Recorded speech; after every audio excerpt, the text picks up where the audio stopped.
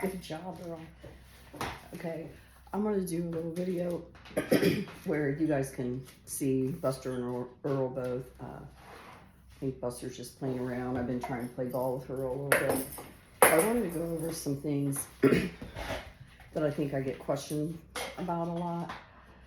And I'm gonna go over things to know before getting a bird. These are just 10 things that I had a friend suggest some of them to me, and then looked up some.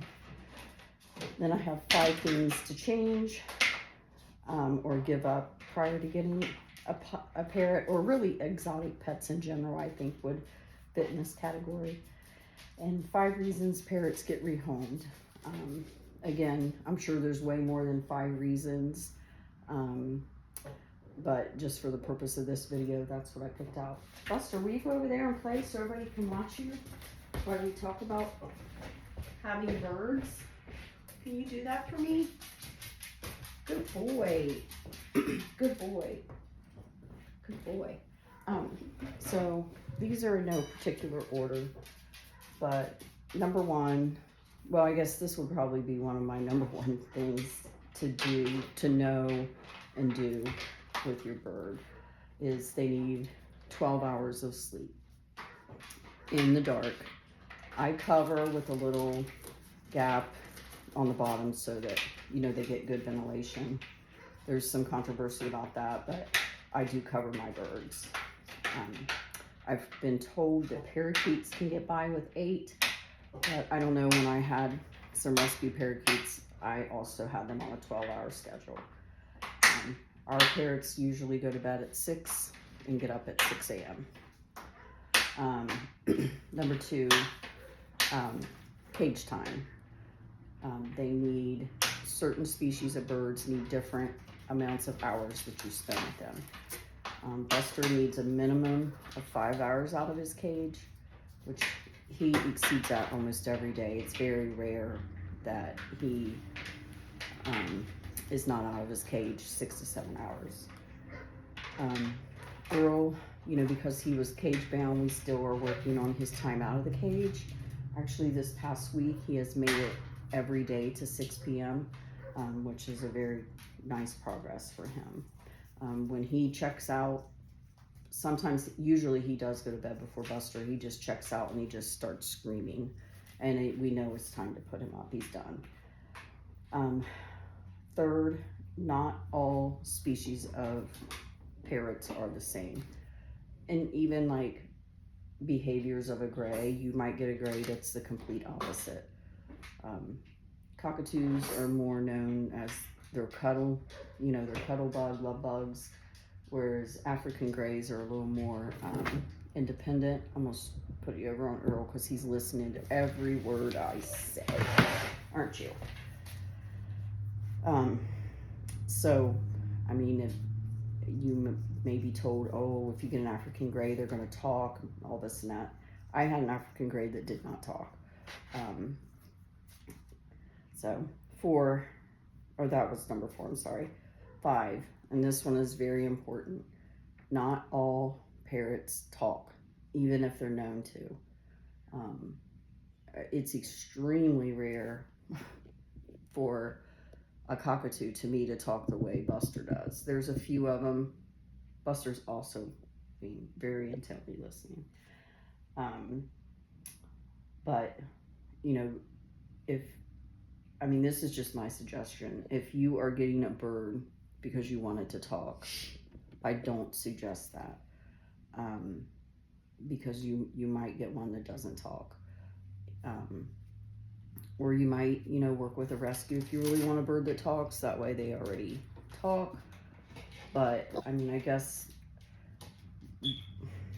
what I mean by this statement is that don't get a parrot with expectations of yours, because they're going to be who they are. And so your expectations may not be met. 6, they all have special diets. I know Buster touched a tomato one day and I had the internet going insane, and it's macaws, you know, that can't. They're supposed to be cooked for cockatoos, but just little things like that. Make sure you know what your species of bird should be on. 7, this is also really important, other animals and other birds. You know, there might not always get along. We're very fortunate with the set of dogs that we have. I mean, most of you that have followed for a while know Buddy and Buster were very, very tight. I always called them brothers from other mothers. We were very, very fortunate with that. You know, please do not get a bird and just throw them in there with your other animals, because you don't know how that could be. Buster really could hurt our smaller dogs, even our bigger dogs. You know, he has a very fierce bite, so that's something to know too. And 8, know your species of birds' body language. There are lots of trainers. One I actually recommend is Parrot Bliss, and that's my MO. They have what I consider more realistic living conditions, and I like their training videos. Of course, they don't have some of the followers that some of the more popular YouTubers do, but I really like their information, and that's actually who I watch. And I'll try to remember to put their pages in the comment section. 9, another thing to consider is, you know, do you travel a lot? Do you work 12-hour days? And do you like going on vacation? We haven't been on a family vacation in 4.5 years, and I don't foresee that changing, you know, anytime soon. And lastly, remember they live a long time. I'm in my 50s. If I've got a newborn bird, you know, I would have to will it to somebody. And, you know, no, I'm not talking like parakeets and cockatiels and things like that, but I think average life expectancy for African grays can be 40 to 60. Some are even older. You know, Earl's in his 30s, but he does have some, you know, has had difficult time with his health. I think he's really healthy now, but I have no idea how old Buster is, but he could easily live to be 80. So, you know, you are going to have to make a plan if you have a bigger bird that lives like that long, of what will happen to them if something happens to you. So next I have 5 things to change or give up before getting or considering a parrot. Number 1, and I think if you look this up, this is the number 1 reason that parrots end up dying, is pots and pans. I'm not going to go into like which exact set you should use, but you can do an internet search, and you even can contact some companies that will tell you.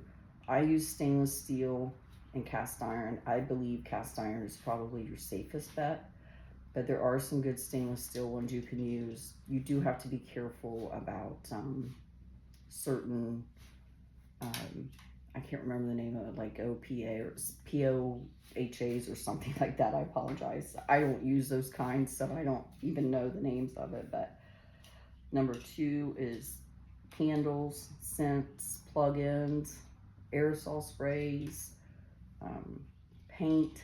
We're getting ready to paint a room, and it's going to have to be a day where the birds can be outside for the day, even though it's not in their room, near their room.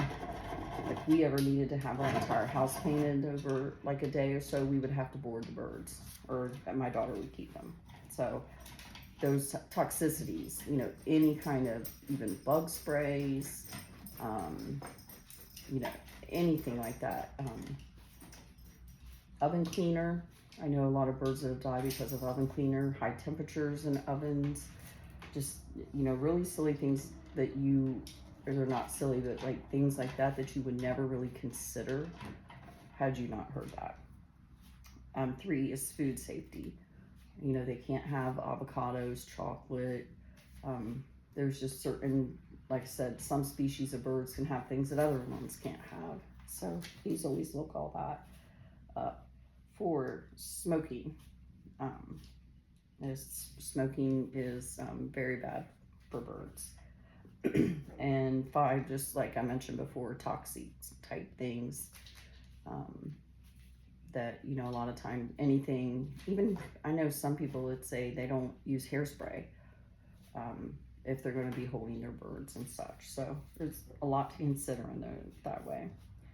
And then 5 reasons, I guess most reasons parrots end up rehomed. And again, I just did a search on this and just personal, like knowing some people that have had to do this. And so these are the 5 I came up with. Is that funny, Earl? The first one is allergies. I suggest if you want to get a parrot that you maybe, that's one of the biggest reasons I say work with rescues, because then you'll know if you're allergic to pet dander. Some people that have no known allergies go get a bird and get it home, and a week later they're trying to beg somebody to take it because they're, you know, somebody in the house is like severely allergic. I think that's the actually #1 reason for rehoming. 2, they're noisy. I think sometimes people, you know, go in a pet shop and, oh my gosh, it's so cute, and they take it home and it's extremely noisy. There are some birds, you know, that are better for apartments and things. And again, Parrot Bliss, she has a video on that, a recent video on that kind of thing. 3 is, you know, life changes, a divorce, a breakup, you lose a job, you have to move, things like that. And again, these are in no particular order. These are just 5 that I picked. 4, I think, is lack of education, not taking the time to really research, or, you know, knowing what type of bird you want to get prior to getting it. And 5 is impulse buy. I know lots of people that have just went to a pet store and like, oh my gosh, you know, I gotta have this little parakeet, and they get it home, and parakeets are messy. I mean, all birds are, but parakeets, like, people ask me all the time about Buster pooping. Sure, I mean, if you're gonna have a bird, you're gonna have poop. And so Buster has poop, big poop, you know, but parakeets have little poop, but they poop all the time. So yeah, they can be pretty messy on that end.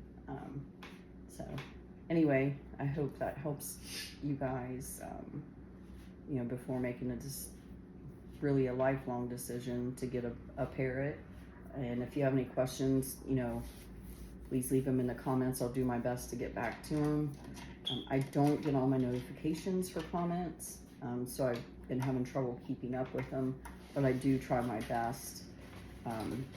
And, you know, it's all about really educating, because I really, you know, our birds are fun and crazy, but at the same time, I don't want someone to go out and just get a bird because they think they're going to act like Buster and Earl, because that is probably not going to be the case. Every bird is different. So thank you guys for watching. We appreciate it. Earl, tell them bye. Will you wave bye? Or will you give me fist bump? Fist bump. Fist bump. Oh, a kiss. Okay, that'll work too.